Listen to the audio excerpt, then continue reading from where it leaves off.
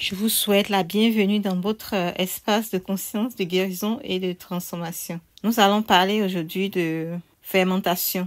Je m'intéresse dernièrement aux vitamines B à cause de leur rôle particulier dans notre organisme. Et surtout, les B-vitamines sont très importants pour l'organisme. Donc, si vous êtes intéressé, suivez cette vidéo jusqu'à la fin.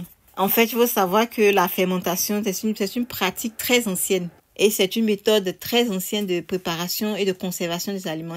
Depuis des millénaires, elle a été utilisée dans plusieurs civilisations, dans plusieurs cultures, en Chine, à Babylone, dans l'Égypte ancienne, au Mexique, pour faire en fait différentes formes de nourriture, en fait différentes formes d'aliments. Mais le plus ici, c'est que en conservant ces aliments de cette manière, en conservant les aliments par la fermentation, en fait, on peut maintenir les probiotiques dans notre alimentation et donc dans l'intestin et rendre les nutriments plus disponibles dans notre corps.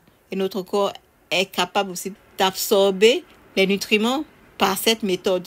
En fait, vous pouvez conserver les aliments crus comme les légumes par la fermentation sans les surchauffer. Donc, cela vous aide à préserver les vitamines, les minéraux et les enzymes qui sont très importants pour notre corps. Il a été démontré que cette méthode aussi aide à préserver et même à améliorer ces vitamines et ces minéraux, ces nutriments en fait dans l'aliment fermenté. Donc, la fermentation est utile parce qu'elle préserve et renforce les vitamines dans l'aliment, surtout les vitamines B, les vitamines C.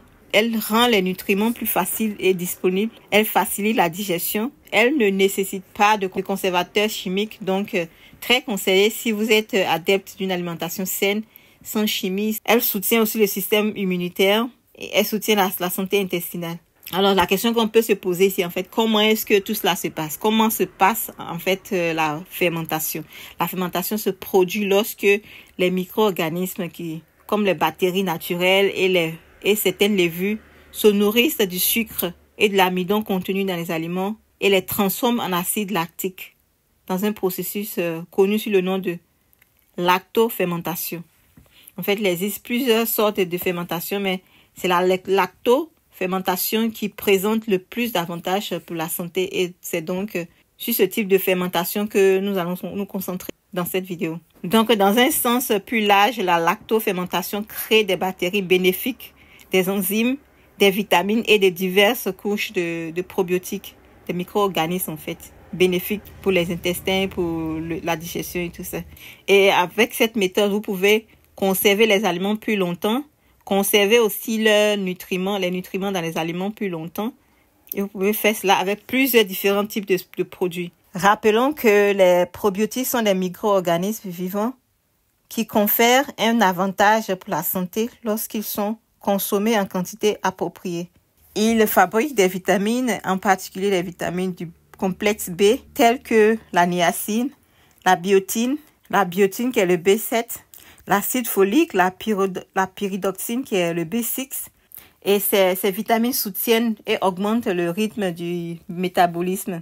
Ils détoxifient, favorisent la croissance cellulaire et y compris celle des cellules, des globules rouges qui aident à prévenir l'anémie et à améliorer le fonctionnement du système immunitaire et du système nerveux. Les B-vitamines sont des vitamines qui sont actives dans le fonctionnement du système immunitaire et dans l'amélioration du système nerveux. En fait. Par exemple, le manque de B12 en fait, peut vous rendre fou. Donc, si vous avez des hallucinations, vous avez des problèmes de nerfs, vous avez des problèmes de tension, vous devez aussi aller voir en fait votre niveau de B12, B6 et de B en général. Ce n'est pas un conseil médical en fait. Les probiotiques augmentent aussi la production d'enzymes, ce qui améliore l'assimilation et l'absorption des nutriments contenus dans les aliments, en particulier les protéines et les graisses. C'est la raison pour laquelle il faut consommer les aliments fermentés. Si vous manquez de B12 surtout, mais si vous manquez de vitamine B en général, ils sont particulièrement efficaces pour empêcher la croissance des micro-organismes pathogènes et renforcent ainsi notre système immunitaire. La consommation d'aliments fermentés est très bon pour la santé. Il soulage les infections gastro-intestinales comme le scorbut, qui est une carence en vitamine C. Les aliments fermentés sont classifiés en fait en plusieurs groupes. Non seulement la fermentation contribue à une alimentation diversifiée. Quand vous fermentez, l'aliment vient maintenant sous une autre forme.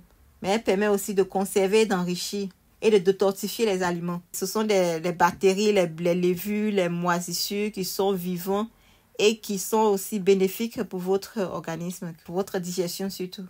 Les aliments fermentés confèrent un effet très bénéfique donc pour la santé. Donc, ce sera tout pour cette vidéo. Merci d'avoir partagé ce moment avec nous.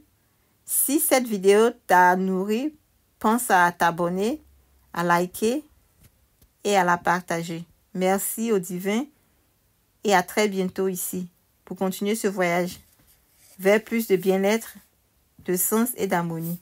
Coucou!